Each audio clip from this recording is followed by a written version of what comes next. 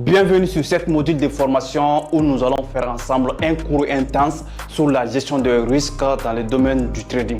Comme vous avez l'habitude de comprendre, la stratégie de trading va représenter, c'est la chose la plus importante que la majorité des traders va se concentrer. Mais par contre, pour faire une carrière dans le domaine du trading et continuer de faire des grands résultats, il va falloir que vous sachiez comment gérer le risque. C'est la raison pour laquelle sur ce cours, je vais vous détailler par A plus B. Peut-être que ce sera l'une des modules les plus importantes au cours ou bien l'une des vidéos les plus importantes que j'ai jamais enregistrées auparavant. Parce que ça va vous permettre vraiment non seulement de vous protéger votre capital, parce qu'un trader sans capital de trading, c'est comme si un commerçant qui n'a pas de marchandises. Comment tu vas faire de l'argent? Voilà. Donc c'est comme aussi quelqu'un qui a les champs et qui n'a pas les matériaux pour cultiver. Donc un trader, la capitale, elle est indispensable pour un trader pour pouvoir gagner de l'argent. Donc raison pour laquelle quand vous avez aussi le capital, vous devrez absolument comprendre comment gérer ces capitales-là en faisant, c'est-à-dire en continuant à faire des grandes performances. Donc l'objectif déjà, comme je vous ai dit, c'est de comprendre l'importance de la gestion de risque et apprendre à protéger son capital tout en optimisant ses gains. Donc, pour une introduction, pourquoi la gestion de risque elle est importante? Je vous ai déjà dit, un trader sans capital, tu n'as pas d'importance. C'est-à-dire, malgré que tu as toutes les compétences, ça ne peut pas te rapporter de l'argent. Donc, raison pour laquelle l'argent elle est indispensable. Et aussi, quelque chose qui est encore beaucoup plus important, ça ne sert à rien d'avoir autant d'argent et de perdre. Par exemple, quand toi tu as un compte de 200K avec les profils, on va rentrer dans les villes de profondeur après, un compte de 200 000 $, un compte de 100 000 $ avec les profils. Ok, c'est beaucoup plus dur d'avoir ces comptes. Le rêve de tous les traders, c'est d'avoir des gros capitaux comme 200 000 $, mais ça ne sert à rien d'avoir ces capitaux et à moindre temps, moins d'un mois, 2 mois, 3 mois, de le perdre. Donc ça, c'est l'une des choses les plus débiles que les traders commettent sur le marché. C'est pourquoi mon objectif sur cette module de formation, c'est vraiment de vous permettre de faire, de protéger, de perdre votre capital et de continuer à faire des gains.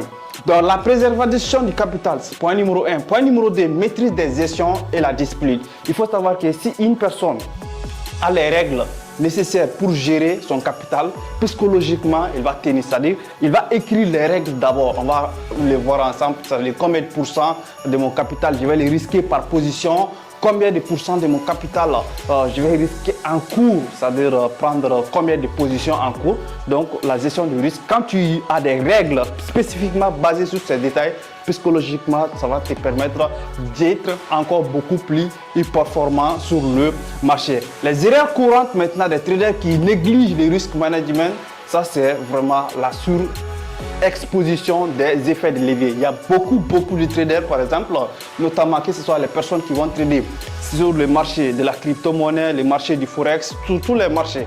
Mais très généralement avec le marché du forex, les brokers vont te permettre d'utiliser un effet de levier jusqu'à 2000.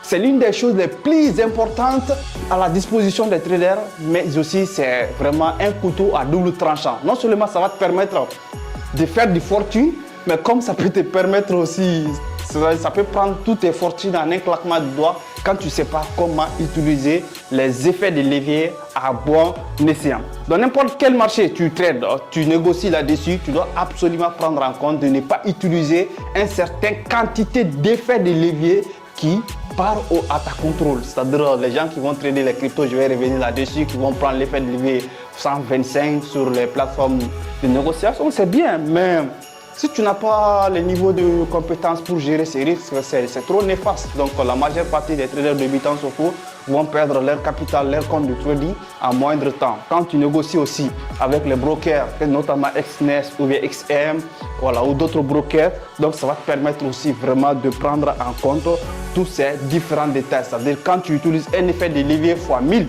c'est important. Par exemple, une personne qui a 100 $ dans son compte de trading, qui va utiliser un effet de levier x 1000, ça va lui permettre d'être exposé sur le marché comme non pas une personne qui a 100 $, mais comme une personne qui a 100 000 dollars. Pourquoi? Parce qu'il a utilisé un effet de levier fois 1000. Donc voilà, l'effet de levier avec XNES par exemple, ça peut aller jusqu'à 2000. Avec XM aussi, ça peut aller jusqu'à 1000, etc., etc. Donc c'est bien ici. Par exemple, quand tu fais 1%, tu prends ça, tous ces capitaux, tu les mets sur une position, tu fais 1%, c'est bien. 1% de 100 000 dollars, c'est beaucoup d'argent, c'est 1000 dollars. Mais ce qu'il faut comprendre, quand tu ne gères pas les risques, si tu te dis non, je vais faire de l'argent, je vais faire des fortunes rapidement, en mettant toutes ces sommes d'argent en une seule position, en un claquement de doigts, contre toi, le marché peut te prendre parce que tu n'auras pas perdre comme quelqu'un qui a 100 dollars, mais comme quelqu'un qui a 100 000 dollars sur le marché. Raison pour laquelle tu dois savoir comment manager, c'est-à-dire comment diviser ces capitales-là par plusieurs morceaux en mettant, voilà, par exemple 10%, quand tu as 100 dollars, tu mets 10 dollars par position, etc. Une personne aussi qui utilise avec les profils, qui a un compte de 200 000 dollars par exemple, il va utiliser 1% de son capital par trade. Mais je vais revenir sur tous ces différents détails, comment vous pouvez valider vos profils pour gagner du temps, gagner de l'argent. Donc, la première chose à éviter en tant qu'erreur du trading, c'est de ne pas vraiment utiliser un certain effet de levier qui part à ton contrôle, c'est-à-dire qui dépasse ta psychologie. Donc, deuxième erreur à éviter, ne pas utiliser les stop loss. Il y a des milliers de personnes, des milliers de traders qui prendre des positions sur le marché qui ne met pas de stop loss. C'est-à-dire tu rentres sur une position, il y a d'autres qui vont prendre 5 positions en cours. Bye. Ok, c'est super. Mais il n'a pas de position. Donc ça veut dire quoi? En un claquement de doigts, le marché peut lui prendre tout son argent. Pourquoi? Parce qu'il a exposé tout son compte, il n'a pas de stop loss. Donc l'une des erreurs à éviter sur le marché, c'est à chaque position que vous prenez sur le marché, vous savez exactement où est-ce que vous rentrez sur le marché et vous savez exactement où est-ce que vous allez, voilà, votre take profit, c'est-à-dire vous allez prendre le profit, votre point d'entrée, vous savez. Donc ce sont les 3 choses la plus importante à connaître si vous allez rentrer sur un trade. Votre stop loss, votre point d'entrée, votre take profit. Donc tu dois absolument toujours mettre un stop loss quand tu trades. Donc, la troisième erreur que la majorité des traders débutants commettent sur le marché, c'est vraiment laisser les pertes courir et couper les gains trop tôt. C'est le contraire de la règle du trading. La règle du trading, c'est quoi? C'est de laisser courir les profits et de couper les pertes. Il n'y a aucun trader qui, par exemple, qui va faire 100% des trades gagnants, c'est-à-dire 100% des trades qu'il va prendre et qui va gagner 100% des trades là. C'est inévitable, c'est-à-dire c'est impossible. Mais par contre, ton objectif n'est pas de gagner 100% des trades que tu prends sur le marché, mais de gagner la majorité de pourcents des trades que tu prends sur le marché avec un bon ratio risque-récompense. Mais ici, la personne par exemple qui va courir, il va prendre une position, ok, supposons il rentre sur 2 positions, il fait 500 dollars sur cette position, et cette position par exemple, il est à 400 dollars, il a au moins 400 dollars ici, et il a ici un plus 500 dollars. Donc, qu'est-ce qu'il va faire sur le marché? La majorité des traders vont maintenant prendre le profit de 500 dollars. C'est-à-dire ils vont encaisser directement 500 dollars, c'est bien. Mais les trades qui sont en perte, au lieu de couper ça, ils vont laisser ça jusqu'à ce que ces trades de 400 dollars, ça peut transformer jusqu'à 1000 dollars et quelques. Donc ça, c'est l'une des choses les plus débiles. Vous devez toujours couper vos pertes et laisser courir vos gains tout en déplaçant le stop loss. Donc c'est l'une des choses les plus importantes, le trade management. C'est-à-dire à chaque trade que vous prenez sur le marché, vous devrez vraiment savoir comment les gérer. Donc principes fondamentaux du risk management. Je partage 2 règles avec mes apprenants, c'est-à-dire les personnes qui apprennent avec moi au quotidien. Première règle, c'est la règle de 1 à 2%.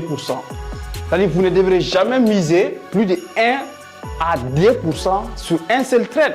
Ici, quand je parle notamment, je m'adresse aux personnes qui ont beaucoup de capital, c'est-à-dire qui utilisent déjà les profils. Par contre, les personnes qui ont des capitales comme 100 dollars, 200 dollars, 500 dollars, voilà, 1% de ces capitales, ce n'est pas beaucoup. Donc, vous allez mettre une autre loi. Donc, vous allez remplacer les 1% par 10 parce que c'est votre propre capital. Voilà. Mais ici, avec les gros capitals, avec les profils, on ne va jamais risquer plus de 2%. Pourquoi? Parce que notre perte journalier maximum, c'est déjà 5%. Tu ne dois jamais perdre 5% de ton capital en une seule journée. Si tu perds 5% de ton capital en une seule journée, tu perds ton compte. Donc pour éviter ça, tu dois savoir exactement combien de pourcents tu engages par trade. Donc cette règle-là, ça va te dicter de ne pas dépasser 2%. Donc par trade. La deuxième loi, c'est la loi de 3 à 4%. La loi de 3 à 4%. Qu'est-ce que cette loi va nous enseigner? Ça va nous enseigner par exemple si une personne risque 1% de son capital par trade. S'il prend 4 trades ensemble, c'est-à-dire 1% sur 7 trades, 1% sur 7 trades, 1% sur 7 trades, 1% sur 7 trades. Ça veut dire quoi? Il a 2 positions, 3 positions, 4 positions. Donc la loi lui interdit de prendre encore un autre trade, sachant que ces trades-là, c'est en cours. Ce n'est pas encore taper les take profit ni les stop loss, c'est-à-dire c'est en cours. Maintenant, tu dois savoir que tous ces 4 trades, ça peut prendre le stop loss. Pourquoi maintenant, quand tu prends 5 trades et qu'il y a 5% de ton capital en cours, tu fais stop loss 5% de ton compte, donc tu perds ton compte.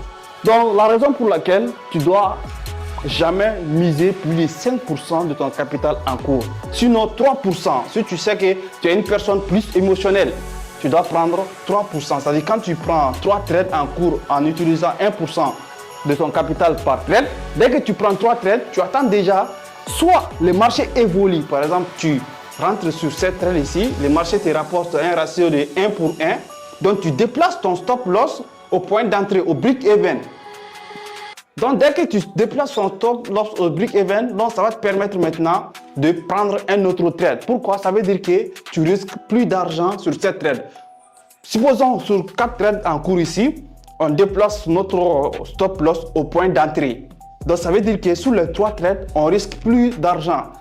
Le bonus, l'argent qu'on a fait déjà, c'est cet argent qui continue de nous reproduire plus d'argent. Donc, on a la possibilité maintenant de prendre d'autres trades. Voilà. Donc, mais par contre, si tu perds même ici, par exemple, un trade, ok, et que tu déplaces 2 trades en break-even, cette trade-là en cours, donc tu ne dois pas prendre ces 2 trades en break-even. Donc, tu as la possibilité de prendre 2 autres trades, mais pas 3 trades. Pourquoi? Parce que tu as déjà tapé stop loss avec le premier trade. Donc, le risk management, c'est la clé pour faire une carrière dans les domaines du trading. Encore, ça c'est la première partie de cette loi de 3 à 4%. Cette même loi de 3 à 4%, ça stipule quoi? Ça stipule que, par exemple, si tu perds 4% de ton capital en un seul mois, par exemple, supposons que tu commences à trader le premier, avant le 15 du mois, tu as perdu 4% de ton capital. Donc cette loi t'interdit de continuer à trader jusqu'à la fin du mois. C'est-à-dire les 15 jours restants du mois. Voilà, les quarts, tu dois tu dois pas venir sur le marché. Tu dois chercher à comprendre pourquoi tu as perdu tes 4%. Est-ce que c'est le manque de la discipline ou bien est-ce que c'est la stratégie?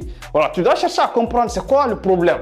Donc tu peux backtester tes stratégies pour chercher à comprendre où se trouve le problème pour pouvoir apporter des solutions. Donc cette même loi, c'est 2 rôles. Premier rôle, si on prend une certaine quantité de pourcentage de trades en cours, on se limite à 4%. Mais par contre, si on perd aussi 4% de trades en un seul mois, la loi nous interdit de continuer à trader sur le même mois. Donc, on doit revenir le mois prochain pour pouvoir continuer. Donc, quand vous maîtrisez ces 2 règles, non seulement c'est impossible de perdre un compte de trading sur le marché, mais aussi ça va vous permettre de faire une carrière dans les domaines du trading. Donc, le troisième point maintenant, c'est quoi? C'est le risque, reward, récompense. Comme je vous ai dit, il n'y a aucun trader qui va prendre 100% trade et 100 trades vont taper les take profit. Non, ce trader-là n'a pas encore existé. Donc ici, votre objectif n'est pas ça même. Votre objectif, c'est quoi? Au minimum, chaque trade que vous prenez sur le marché, chacun des trades doit vous apporter x3. C'est-à-dire si je mise 1% de mon capital sur un trade, ce trade-là, ça doit me rapporter x3 de mon capital. Supposons ici, j'ai un compte de 100K. Ok, ici, je mise 1% de mon capital qui est $2000. Donc, ça doit me rapporter au minimum x3 de $2000. Donc, ça va me donner $6000. Donc, ça, c'est les risques reward. Ça s'applique sur les petits comptes aussi. Les petits comptes, supposons une personne qui a $500 dans son compte de trading, qui mise $50 en un seul trade, les risques reward doivent lui apporter au minimum $150. Si tu as une opportunité de trading et que ça ne te rapporte pas ça, tu ne dois pas vraiment prendre les trades. Tu dois être hormis de cette opportunité et attendre la bonne opportunité qui va te permettre de répondre à tes critères de trading. Parce que chaque trader doit avoir un plan de trading. Et dans le plan de trading, les éléments du risque management, ça doit apparaître dans ton compte de trading. Donc ça, c'est notre troisième point, à savoir la première loi, la deuxième loi et le risque reward. Donc, on revient sur le risque reward. Sur le risque reward, hein. Par exemple, tu as 10 trades à passer. Comme j'ai fait dans l'une des modules aussi et même dans l'une de mes vidéos YouTube, j'ai donné 10 ou 9 exercices à faire où je vous ai dit, pour juger une stratégie de trading, vous devrez prendre au minimum 20 trades avec ces stratégies de trading. Ok, ici par exemple, tu as pris 20 trades avec une stratégie de trading. Et parmi les 20 trades, par exemple, tu as 15 trades non seulement gagnants, mais qui t'ont rapporté encore, on va prendre 12 trades. Tu as 12 trades au minimum qui ont tapé les take profit avec un risque reward de 1 pour 3. Et tu as les 8 trades restants, tu as perdu 1% de ton capital. Alors qu'ici, tu as gagné non seulement 1%, mais x3 de 1%. Donc vous pouvez calculer combien de avec l'argent qui est disponible à votre compte de trading, combien vous pouvez le faire en termes de risque, reward, récompense.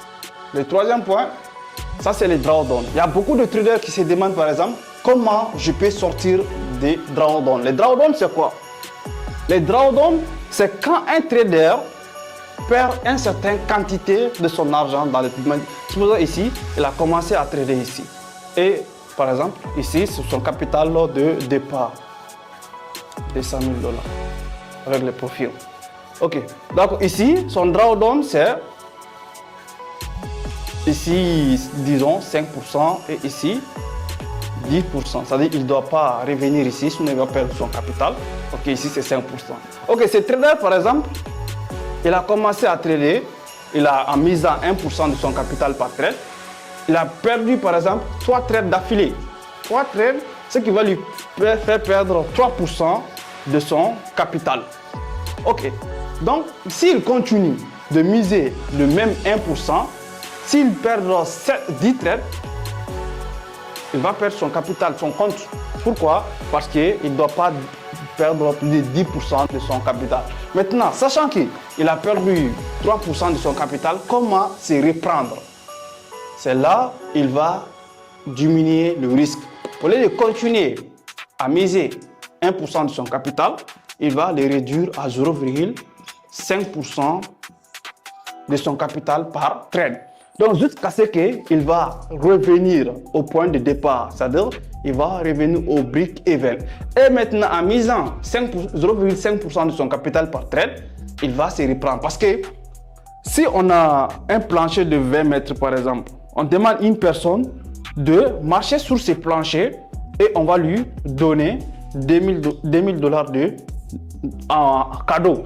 Il va vite faire marcher sur les planchers. Mais par contre, si on a 2 immeubles qui sont à côté, ok, on place le même plancher sur ces 2 immeubles de 20 mètres et on demande à la même personne de marcher sur le même plancher, mais cette fois-ci, on est prêt à lui payer des $100 000. Il ne va pas accepter. ou disons, on va prendre 20 000 dollars parce qu'il y a certaines personnes voilà, qui sont capables de tout. Ils vont dire, même si je ne sais pas là, voilà, il y a d'autres personnes qui vont profiter. Mais disons, c'est 20 000 dollars. On va lui payer plus de 10 fois plus que le plancher sur terre. Personne ne va. Vous n'allez pas trouver une personne qui va marcher sur un plancher d'un immeuble vers aller à un autre immeuble. Alors que c'est le même plancher au même mètre. Pourquoi? Parce que ici, le risque est beaucoup plus élevé. Dans le domaine du trading aussi, il faut savoir que si vous misez beaucoup de pourcentage de votre capital par trade, émotionnellement, le risque est beaucoup plus élevé. Mais par contre, si vous réduisez le pourcentage de votre capital par trade, ça diminue.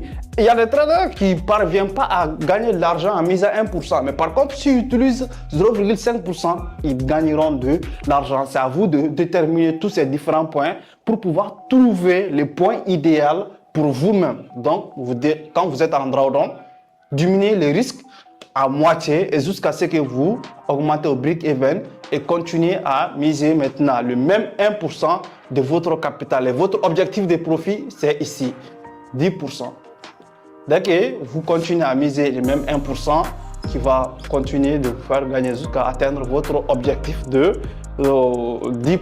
Voilà, quand même, ça ne sera pas une ligne directe comme ça. Voilà, souvent, vous allez faire des petites erreurs, mais vous allez apprendre sur votre erreur afin d'aller chercher vos différents objectifs. Donc ça, c'est la clé pour pouvoir sortir en drawdown. Sur ces modules, on a parlé par exemple du risque. C'est quoi les risques? Il y a beaucoup de personnes, mais c'est quoi les risques? Ils ne comprennent pas les risques. Les risques, c'est tout l'argent que vous engagez sur un trade. Par exemple, à chaque fois que je prends une position sur le marché, je suis un preneur de risque. À chaque position que je prends sur le marché, je suis en train de prendre du risque. Donc ça, c'est la chose la plus importante à prendre en compte. Le risque, c'est l'argent que j'engage sur une position. Maintenant, le deuxième, c'est votre capital de trading. Ce que vous devrez comprendre. Votre capital de trading. Votre capital de trading est différent de votre fortune, c'est-à-dire de votre argent. Si par exemple une personne, il a, disons, 100 000 dollars dans son compte de trade et dans son fonds, en banque, il a 100 000 dollars, un exemple. Ok, d'accord, cette personne, est-ce qu'il doit considérer comme son capital de trading, ça coûte? Non. Le capital de trading, c'est l'argent où il va prendre sur son compte banque et mettre dans son capital de trading. Disons qu'il a mis 10% de son compte bancaire dans son capital de trading, ce qui va lui faire 10% de 100 000 dollars. Il va mettre 10 000 dollars dans son compte de trading. Et donc là, il doit adapter les risques en fonction de son capital de 10 000 dollars et non de l'argent qui est dans son compte bancaire. Au grand jamais, il ne faut pas penser pour aller picher, voilà, pour aller picher là-dedans pour pouvoir trader. Donc, il faut différencier ces deux sommes d'argent. Comment calculer les risques maintenant après avoir compris les risques? Il y a la plateforme MyFXBook. MyFXBook. Donc, sur la pratique de la gestion du risque, il y a un autre module où vous allez apprendre les pratiques de gestion du risque.